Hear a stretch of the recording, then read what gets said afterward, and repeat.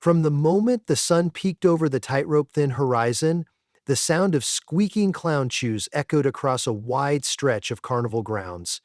The site was a sprawling patch of grass dotted with colorful tents, striped banners flapping in the breeze, pink cotton candy clouds drifted overhead, as dozens of clowns in oversized pants and polka dot suspenders marched in vibrant, haphazard unison. Everywhere you looked, there were curly orange wigs, bright face paint, and enough honking red noses to stock a plumber's warehouse of rubber washers. Laughter, both genuine and forced, drifted on the morning air. These were the day's early arrivals, warming up for what promised to be the most ridiculously important competition in all of clown history, the pie-throwing showdown. No clown worth a squirting flower would miss a moment, nor would any clown school risk looking unprepared. After all, bragging rights were at stake, and if there was one thing clowns cherished, aside from oversized shoes and honking horns, it was boasting about comedic excellence. This year's showdown drew unprecedented attention. Rumors buzzed that in addition to the classic banana cream bombs and custard grenades, a hidden stash of artisanal whip-topping pies languished somewhere in the maze of tents. The atmosphere felt electric, the tension thick as pudding. In the main ring, a wooden stage sat ready, complete with an enormous scoreboard balanced on a pair of stilt-walker legs. Special seats, built to elevate on comically wobbly stilts, lined both sides of the stage, allowing the audience to watch the merriment at eye level. Vendors wandered around carrying trays of cream pies, ironically selling out so quickly it was surprising they didn't start hurling them right then. At the center of it all stood two proud and peculiar academies, the Croquembouche Comedy Conservatory and Professor Giggleworth's Great Grinnin' Academy. Both institutions prided themselves on training the finest comedic performers, from slapstick masters to subtle pun crafters. But the tradition of clowning demanded more than just comedic timing. It demanded panache, color, and a flair for the unexpected. Each year, these two schools met to duke it out with the greatest weapon in any clown's arsenal, the humble, delicious cream pie. The contest was famously messy, notoriously silly, and fiercely competitive. In keeping with clown culture, the official motto of the event read, "Laugh hard, throw harder." Those words were plastered on banners overhead, along with a few unfortunate spelling errors courtesy of the paint-spattered sign makers, adding an extra layer of comedic irony to the spectacle. Leading Croquembouche Comedy Conservatory was a certain Monsieur Butterbean, renowned for his gravity-defying nose that seemed to quiver whenever he told a joke. Butterbean spent decades perfecting the art of pratfalls and comedic illusions. His signature move was the triple somersault pie fling, in which he somersaulted thrice while launching a pie with uncanny precision, always landing it squarely on the unwitting target's nose. He had a habit of popping out from behind velvet curtains exclaiming, "Fancy a fling," in a comedic French accent, and hurling pies like a pastry-focused ninja. Hovering just an arm's length away, brandishing an oversized foam baton, was Madame Tweedledee, Croquembouche's second-in-command. She specialized in comedic choreography. Under her supervision, all clown shoe stomps and hip wiggles had to be precisely timed. Miss one step, and she'd bark, "We're selling giggles, not confusion." This morning, she was sporting her neon pink tutu, offset by rainbow suspenders and a pair of big yellow boots. Despite her flamboyant appearance, her face bore the unwavering determination of a champion about to defend a coveted title. On the opposite side of the ring was Professor Giggleworth's Great Grinnin' Academy, led by the legendary Sir Chucklesby. He balanced a brass monocle precariously over his right eye, occasionally flipping it up so he could wink at passers-by. His laughter boomed like thunder, sparking giggles even in the most humorless corners of the audience. Sir Chucklesby claimed that he could snatch pies lobbed at him from any direction thanks to giggle sense, which he insisted was a heightened comedic awareness that helped him detect airborne pastries at a distance. No one knew exactly how true this was, but the rumor alone struck fear into the heart of every rival clown. After all, a deflected or caught pie could ruin a carefully orchestrated comedic takedown. Beside Sir Chucklesby stood Lady Buffoonery, the Academy's whip-tongued ringmistress, whose jokes were rumored to send even sour-faced accountants into giggling fits. She had designed an innovative contraption called the splatter cannon, which took a standard pie and launched it at an astonishing velocity toward a target. Lady Buffoonery prided herself on showmanship, insisting that every comedic blow be accompanied by glitter cannons, musical cues, and occasionally an explosion of confetti. This year, she planned to surpass any comedic spectacle the opposition could muster by unveiling the splatter cannon in front of the biggest audience yet. She repeatedly reminded her team that any clown can throw a pie, but we'll shoot pies with elegance. The morning leading up to the showdown was a flurry of last-minute demonstrations and warm-ups. Some clowns practiced flipping pies onto an assistant's head, others tried balancing pies on their outstretched tongues, though most of those attempts ended in messy failure. Vendors peddled whoopee cushions, confetti poppers, and artificially scented clown wigs. Strawberry and bubblegum were the most popular. A swarm of onlookers bustled about, their children squealing with excitement. A few bolder spectators tried to get in on the practice sessions by volunteering as targets, only to flee in terror the moment the pies came flying. The carnival-like ambiance was tempered by the fact that both clown schools had everything to lose and a reputation to either defend or conquer. The hush of rivalry hung in the air like the smell of fresh custard, waiting to erupt into comedic chaos. Finally, a trumpet-like fanfare of kazoo players signaled the official start of the competition. The kazoos belted out a rendition of a triumphant overture, albeit slightly off-key. A clown in an exaggerated ringmaster coat waddled onto the stage, balancing on stilts shaped like giant candlesticks. In a booming comedic voice, he announced, "La ladies and gentle clowns, welcome to the pie-throwing showdown, where honor, dignity, and pastry meet their messy fates. In this corner, we have the Croquembouche Comedy Conservatory, and in that corner, we have Professor Giggleworth's Great Grin Academy." The crowd erupted with cheers and hula hoop waving. Multicolored confetti rained down, accompanied by a faint aroma of custard. The ringmaster cleared his throat into a squeaky rubber duck. "We begin with round 1, the target toss," he declared. "Each school shall select their best 3 flingers to test their aim upon these lovely, rotating victims." At that cue, 3 clown volunteers emerged in front of each team. They were strapped to rotating panels shaped like comically large daisies. The daisies began spinning slowly, gradually picking up speed. On the dais was a selection of pies custard, banana cream, coconut meringue arranged in neat, weapon-like rows. Monsieur Butterbean led the first assault for Croquembouche. He grabbed a banana cream pie, spun on one foot, and hurled it with flourish. Like a guided missile made of crust and filling, it splashed across the spinning target's face, eliciting cheers. Out stepped Madame Tweedledee next, who unleashed a double toss with both hands. Both pies found their mark, leaving the unfortunate volunteer with a surprise banana coconut mustache. Then Junior Fizzlington, Croquembouche's newest clown star, took his shot. He attempted a behind-the-back toss but miscalculated, nailing a passing balloon vendor squarely on the nose. This accidental comedic gem actually resulted in peals of laughter and allowed them to recoup some style points. Not to be outdone, Sir Chucklesby strode confidently forward for his team, flexing his invisible giggle sense. He closed his eyes dramatically, seized a pie, and lobbed it at the rotating target. Miraculously, it struck dead center. While the audience erupted in delight, Chucklesby bowed and doffed his clown top hat, allowing the monocle to clatter to the ground. Next, Lady Buffoonery fired the splatter cannon. A booming report rattled the stage, and a coconut cream projectile soared overhead before slamming into the dais. Shredded coconut exploded like confetti. The crowd roared. Third to throw was Twiddlebones, a near-silent jester with a knack for comedic timing. He took a pie, did a forward roll, then sprang to his feet with an elegant fling. The banana filling landed right on the target's forehead, sliding down in perfect comedic droop. When the dust and cream settled, both teams had performed admirably. Each volunteer target looked spectacularly messy, as though they had encountered a bizarre dessert tornado.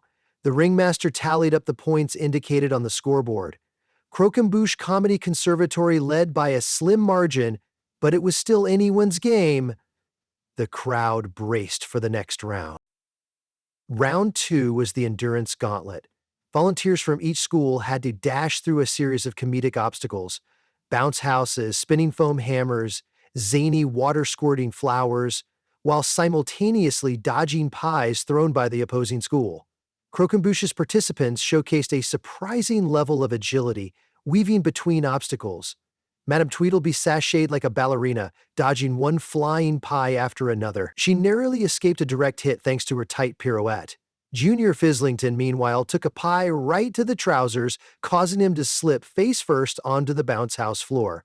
The audience cringed and cheered in equal measure. Fislington continued valiantly, but the effort cost Croquembouche precious time. Professor Giggleworth's Great Grin Academy, on the other hand, employed comedic decoys. They had hidden squeaky dog toys inside the bounce houses, which, when stepped on, emitted an ear-splitting squeak that distracted the throwers. The Great Grin participants scurried through, occasionally leaping like jackrabbits to avoid oncoming pies. A swirl of custard smacked clumsily against the water-squirting flowers, sending gooey bits flying in all directions. At one point, Twiddlebones took a direct hit to the side of his big polka dot pants, spinning him around like a top. The crowd's laughter grew louder, intensifying the sense of friendly chaos. When the endurance gauntlet concluded, the scoreboard beeped and twitched, revealing that the Great Grin Academy had eked out a lead, thanks in large part to the cunning squeaky toy strategy. Sir Chucklesby gloated from atop a unicycle, honking a horn with each rotation, as if sounding the call of victory. Watching from the sidelines, Monsieur Butterbean muttered something in French, likely an expression of comedic frustration, sprinkled with playful disappointment. Nevertheless, the Croquembouche side rallied, determined to gain the upper hand in the final stage. After all, the pie fling finale still awaited them.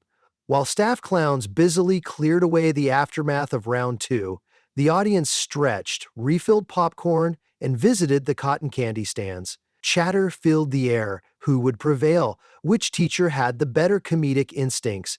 Could the splatter cannon's might be countered by Croquembouche's famed triple somersault fling? Bets were placed, not in money, but in clownish tokens: novelty jackets, squeaky shoes, and the occasional rubber chicken.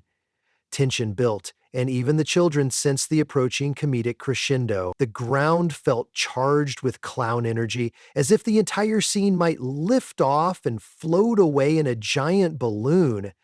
At last, the ringmaster flicked a toggle on his coat, inflating comedic shoulder pads with an audible whoosh. "Famously funny folk," he proclaimed. "It's time for the grand finale, the epic pie showdown."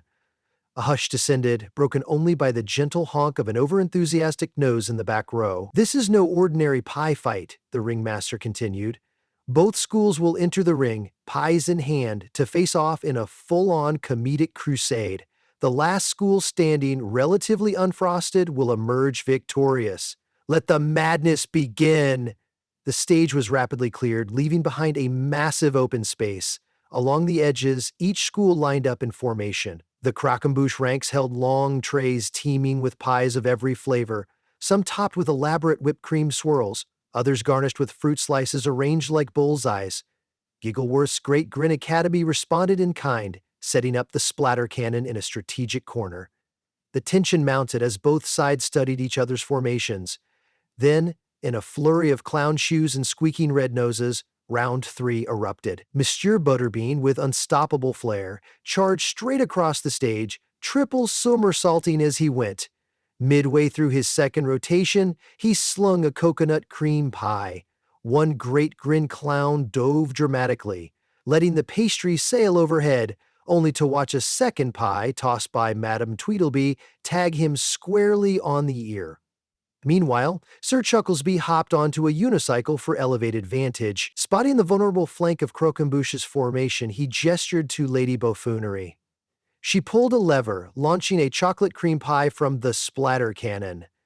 There was a whoomp as the projectile soared in a majestic arc, hitting Croquembouche's unsuspecting back row. Shrieks of comedic despair echoed, and the crowd gleefully whooped at the direct hit. The battle devolved into a truly chaotic swirl. Custard splattered across the ground until the stage became a slick, sweet mess. Both sides flung pies at dizzying speeds, often missing targets entirely and sending pastries spinning off into the crowd. Spectators squealed with delight, though many scrambled for umbrellas or ducked behind giant inflatable bananas to shield themselves. Sir Chucklesby rolled through the fray, occasionally catching pies with astonishing reflexes and flinging them back. Madame Tweedledee orchestrated a group dance routine that doubled as a defensive maneuver, thwarting the splatter cannon at crucial moments with pirouettes and timely leaps. The scoreboard operator attempted to keep track of hits, valiantly scribbling tallies until a stray banana cream pie smacked him in the face, forcing him to wipe the whipped cream from his eyes every few seconds. Just when it seemed the entire stage had been slathered with desserts, Croquembouche Comedy Conservatory launched their final gambit. Madame Tweedledee gave a secret signal. Clowns from her school produced a giant inflatable clown car from somewhere backstage. Painted in stripes of garish pink and yellow, this monstrous prop rattled onto the field. Its side flung open, revealing a hidden catapult loaded with pies stacked precariously. The audience gasped. Then, with a vigorous yank on a clown's shoe-shaped lever, Junior Fizzlington activated the contraption. A barrage of pies soared into the air, each spinning like an acrobatic pastry star. The Great Grin clowns scrambled to avoid the downpour. Pies rained down mercilessly, striking hats, clown wigs, and rubber noses with comedic precision. Screams of laughter erupted on both sides, but Professor Giggleworth's Great Grin Academy had planned its own surprise. At the apex of the frenzy, Lady Buffoonery raised a bullhorn and shouted, "Initiate Operation Laughing Cloud." A group of Great Grin clowns wearing silly goggles and miniature parachutes scaled the back of the splatter cannon. On a synchronized count, they leapt off, pulling strings that unleashed a flurry of confetti and small pies attached to parachutes. The scene resembled a whimsical pastry bombardment from the skies. The Croquembouche clowns below scrambled for cover, only to slip and slide on the already treacherous, cream-laden floor. Giggles and whoops filled the air as competing laughter soared. Children clapped wildly, leaping up and down, some even hollering to catch a tiny floating pie on its way down. The stage now looked like an explosion in a bakery. Pies were stuck to the scoreboard, the overhead banners, and even on some unsuspecting stiltwalkers who had wandered too close. The ringmaster, his once pristine coat plastered in vanilla filling, tried to holler for order, but only managed squeaks through his dessert-laden megaphone. With unstoppable momentum, the clowns pushed forward. Laughter animated every limb, fueling more comedic bravado. The bright, sugary swirl of chaos seemed unstoppable. Yet, amid all the anarchy, a final confrontation was brewing. At center stage, Monsieur Butterbean and Sir Chucklesby faced off. Butterbean was coated in sticky banana cream from head to toe, while Chucklesby's monocle glistened with tiny whipped cream dollops. Their gazes locked. Slowly, Chucklesby hoisted a coconut meringue pie. Butterbean brandished a chocolate cream. They circled each other carefully, shoes squeaking, ignoring the haphazard pies whizzing around them. The crowd hushed, sensing a final showdown. Chucklesby drew back his arm, preparing to fling. Butterbean steadied his stance, his quivering nose betraying the excitement. Then, in an instant, both hurled their pastries simultaneously. The pies soared through the air, seeming to move in slow motion. Chocolate and coconut arcs intertwined, crossing like comedic comets. The entire carnival held its breath. A split second later, both clowns attempted to dodge. Butterbean tried to tumble aside, while Chucklesby tried a comedic tumble of his own. Yet, comedic timing had other plans. Both pies landed squarely in each clown's face, generating a tremendous splatter that coated them head to toe, ensuring a thoroughly symmetrical finish. The crowd went wild, stomping, clapping, and honking their noses. Laughter flooded the area as the two leaders wiped cream from their eyes, grinning. In that moment, it was clear. Neither had triumphed entirely. Both had tasted comedic defeat and victory. A tie in the greatest sense of clown artistry. The ringmaster, battered and sweet from repeated pie hits, called for quiet. With comedic solemnity, he declared, "I believe these two schools have shown us the highest form of clown honor," making a massive mess and laughing heartily through it. As far as the scoreboard can tell, though it has been rather overwhelmed by fruit and cream, we stand at a tie. The scoreboard beeped, flickering uncertainly between the two teams' names, as if helplessly covered in jam. In that moment, the entire congregation of clowns, from both Croquembouche Comedy Conservatory and Professor Giggleworth's Great Grin Academy, erupted in joyous applause. Pie remnants dripped onto the grass. Even the hidden squeaky dog toys let out final squeaks as if celebrating. Realizing that the ultimate comedic skill was to spread laughter rather than to claim a trophy, the two schools clasped hands, sticky though they were, and took a bow together. Cameras flashed, capturing the gooey, triumphant moment for clown history. Sir Chucklesby shook Butterbean's hand, slipping slightly in the pudding-like chaos coating the stage. Madame Tweedledee nodded respectfully at Lady Buffoonery, who performed a grand curtsy as the splatter cannon fizzled out its last confetti pop. The children in the audience pogoed in delight. A few bold audience members hopped onto the stage, hugging their favorite clowns and receiving hearty high fives. In the stands, someone unleashed a volley of balloons shaped like smiling pies, which floated joyously across the carnival grounds. The ringmaster, seeing there was no point in attempting to create further order, joined in the general revelry.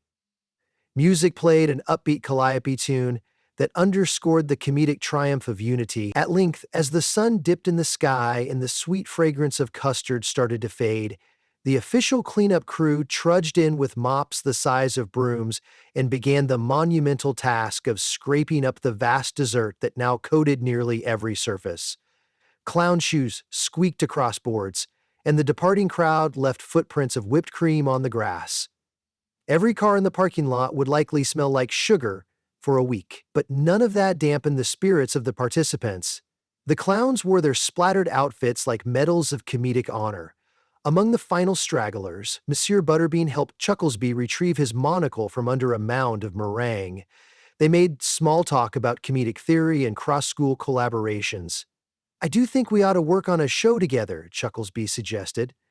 Butterbean nodded enthusiastically, an extra chunky banana slice lodged in his hat. Madame Tweedledee and Lady Buffoonery chatted about choreographing a comedic dance routine that combined their best moves, culminating in a synchronized pie toss. Junior Fizzlington took selfies with Twiddlebones, each draped in gooey whipped cream like comedic trophies. Ultimately, both schools departed the carnival grounds with their heads held high, if a bit sugar-stained. Each clown left with a deeper appreciation for the joyous chaos that united them. After all, clowning was never truly about individual victory. It was about sparking genuine laughter and forging memories that lingered like the aroma of a fresh pie on a summer breeze. By nightfall, the grounds were nearly cleared, though a few defiant traces of custard still shimmered in the moonlight. And so concluded this year's pie-throwing showdown, forever remembered for the unstoppable barrage of banana cream, custard showers, and heroic clown bravado. Rivalry gave way to camaraderie. For those lucky enough to witness the spectacle, they would recall how, in the end, clowns from both schools embraced the true essence of their craft, a willingness to be messy, silly, and wholeheartedly committed to laughter above all else. On that sticky stage, comedic legends were born and shared, and perhaps that was precisely as it should be, a comedic tie for the history books, with both teams walking away as winners in spirit, if not exactly winners on the scoreboard.